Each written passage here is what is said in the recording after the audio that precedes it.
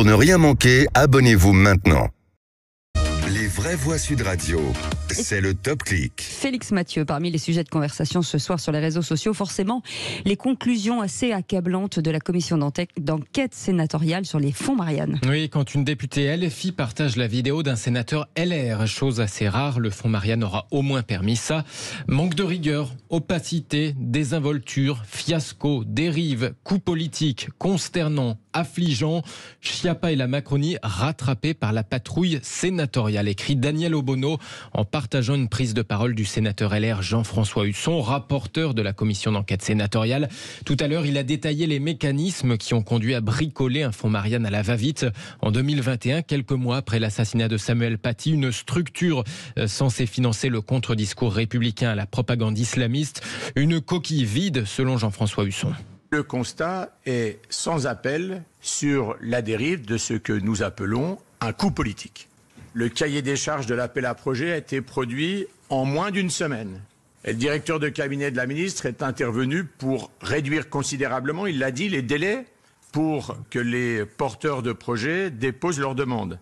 20 jours, soit un délai manifestement largement insuffisant pour construire avec le sérieux qui convient les dossiers de candidature.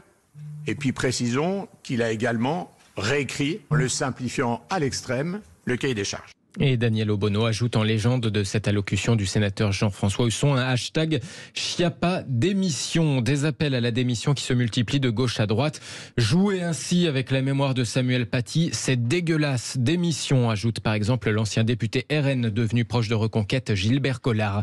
Car les sénateurs ont effectivement égratigné pas seulement le fonds Marianne en tant que tel, mais aussi Marlène Schiappa personnellement, politiquement, des auditions truffées de trous de mémoire, qualifiées d'affligeantes, de consternantes par la commission d'enquête des sénateurs pour qui ça relève aussi de la responsabilité politique de la ministre. C'est ce qu'on appelle un scandale, Philippe Bilger. C'est-à-dire que je vois mal, là, évidemment, comment Marlène Schiappa pourra échapper à un désaveu politique, même si, encore une fois, j'aime bien sa personnalité, mais là, elle a commis un grand nombre d'erreurs. Mais le président, me semble-t-il, ne pourra pas la faire partir seule du gouvernement le moment venu. Il faudra qu'il y ajoute une charrette d'autres ministres, voire celle de la première ministre elle-même. Je sais pas. Oui, elle partira avec l'eau du bain, c'est tellement évident. À un moment donné, Emmanuel Macron peut pas se permettre d'avoir une telle tâche. C'est tellement compliqué déjà. Il n'a pas de majorité absolue à l'Assemblée. Bien sûr que les jours de Marlène Schiappa sont comptés, mais on peut compter longtemps en fait avec Emmanuel Macron. On peut compter même jusqu'à. Est-ce qu'il ne faut pas un acte fort là maintenant, à un moment donné? Il faudrait, mais on sait très bien qu'il ne le fera pas parce qu'il ne fait jamais ça, parce qu'il a horreur qu'on lui mette la pression, parce que pendant l'affaire Benalla, qu'il vienne me chercher. Bon, on connaît Emmanuel Macron par cœur. Les Français connaissent ce président, connaissent leur président, donc il est entêté comme un bigourdan. Alors, c'est plutôt une qualité. Moi-même qui suis bigourdane, je salue les bigourdans, mais voilà, il bougera pas. Qu'est-ce que vous voulez qu'il fasse? Sébastien Ménard, vous qui le connaissez bien visiblement. Non, mais indépendamment du cas personnel de Marlène Schiappa, qui m'intéresse peu, en fait, moi, ce qui me gêne dans cette affaire, c'est qu'au départ, l'idée est noble. C'est-à-dire l'idée d'aller chercher, d'aller trouver quelque part des leviers, des ressorts dits de communication pour, sur les réseaux sociaux, permettre à des jeunes un peu perdus de retrouver le chemin de la République, d'en découvrir l'histoire, les valeurs, etc.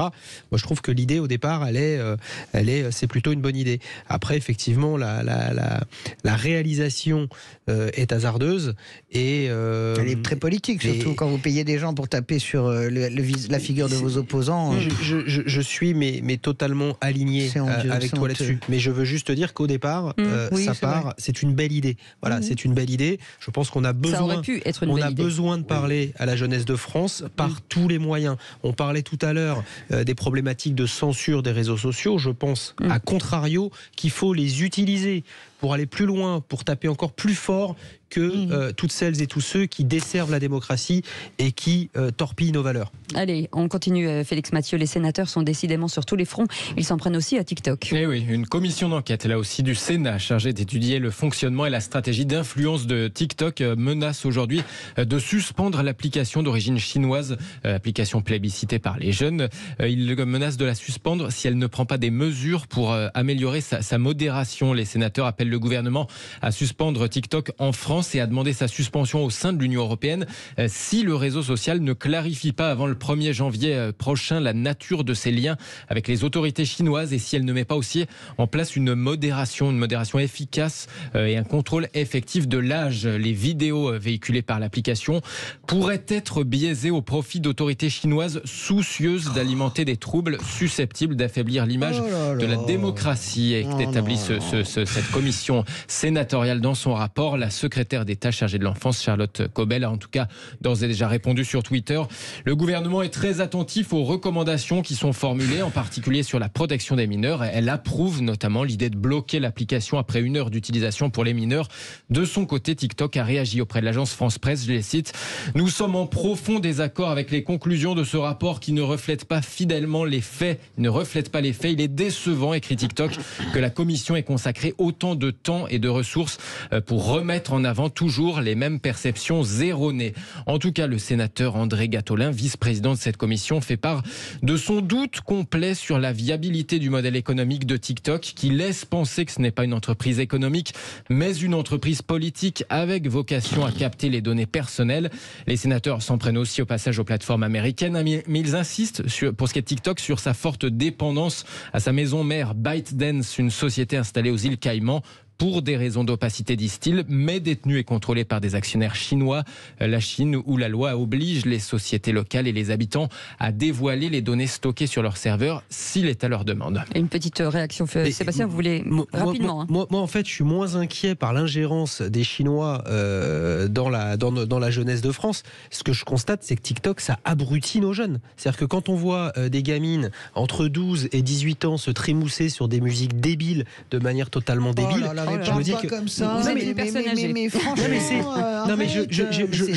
je pense que le vrai sujet, c'est ça. C'est pas de savoir si effectivement les données personnelles. T'étais débile, j'avais pas TikTok, monsieur, pas vrai. Mais tu tortillais sur autre chose. Qu'est-ce que t'en sais? Mais j'en peux plus. Mais c'est quoi? C'est perdre la morale. C'est caïman méchant. Oui, c'est caïman méchant. Mais sérieusement, moi j'aime pas du tout tout ce message qui est en train de commencer à se véhiculer. On commence avec TikTok. Non, sérieusement, soyons vigilants. Je pense qu'il va nous tomber une tuile sur le coin de la figure avec et ça, ce sera éminemment politique. Ces affirmations ne tiennent pas debout.